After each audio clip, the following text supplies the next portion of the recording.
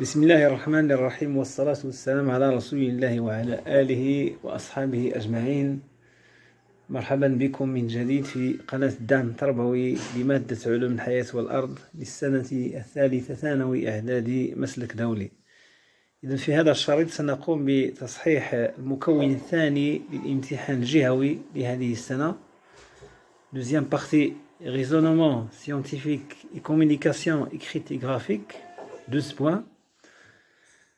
Donc on lit l'exercice 1. Les accidents vasculaires cérébraux AVC sont liés à une obstruction, blocage ou une rupture des vaisseaux sanguins dans l'encéphale.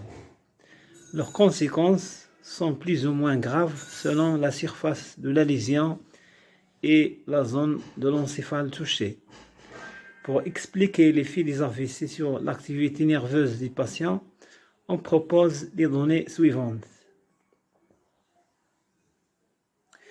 Le document 1 présente des imageries par résonance magnétique fonctionnelle cérébrale et RMF d'une personne saine effectuant du mouvement de sa main gauche, figure A, et de sa main droite, figure B. Première question, en se basant sur le document 1, d'écrire les résultats observés chez la personne saine lors du mouvement de sa main droite et de sa main gauche.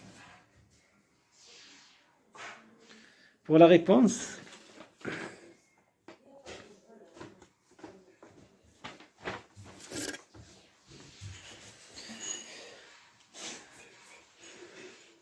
donc description des résultats observés chez la personne saine lors du mouvement de la main droite, la zone active du cortex moteur ou aire motrice est localisée au niveau de l'hémisphère cérébral gauche.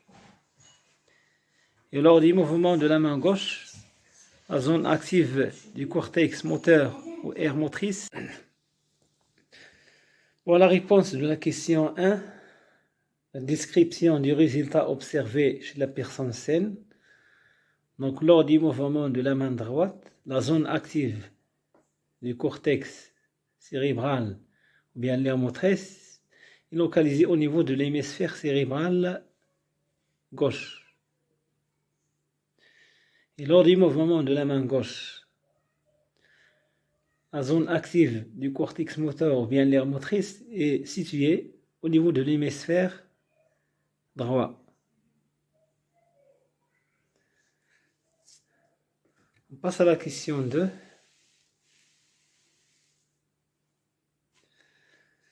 Donc, le document 2 présente les différents éléments intervenant dans les mouvements de la main droite et la main gauche d'une personne saine. Donc, le document montre l'hémisphère cérébral gauche et l'hémisphère cérébral droit, les muscles des bras, la moelle épinière et les bulbes rachidiens. Donc, tracé sur le document 2, en utilisant deux couleurs différentes, le trajet de l'influx nerveux lors du mouvement de la main droite et de la main gauche chez une personne saine. Donc, pour la réponse, il faut utiliser deux couleurs différentes. Donc, l'aire motrice droite, il envoie un message moteur vers le muscle du bras gauche. Et l'aire motrice gauche envoie un message moteur vers le muscle du bras droit.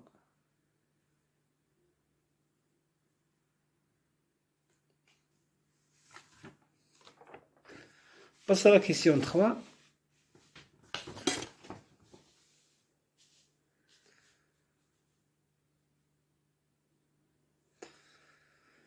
Donc, Fatima est une artiste peintre, coloriste, droitière et Ahmed est un dessinateur de bande dessinée gaucher. Les deux viennent d'être victimes d'un AVC présentant des troubles de motricité. Afin de déterminer les zones cérébrales touchées par un AVC chez Ahmed et Fatima, les médecins ont réalisé des imageries par résonance magnétique anatomique dont les résultats sont présentés dans le document 2.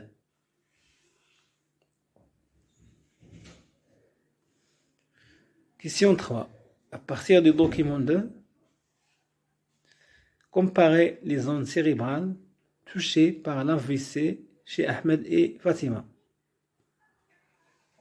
Donc il faut faire une comparaison très simple. Donc chez Ahmed, l'AVC a touché des zones cérébrales différentes de l'hémisphère cérébral droit. Ici. Et chez Fatima, la zone endommagée est située dans le lobe frontal. Chez Ahmed, la zone endommagée est située dans le lobe pariétal. Regardez bien, chez Fatima, la zone endommagée est située dans le lobe frontal. Chez Ahmed, la zone endommagée est située dans le lobe pariétal.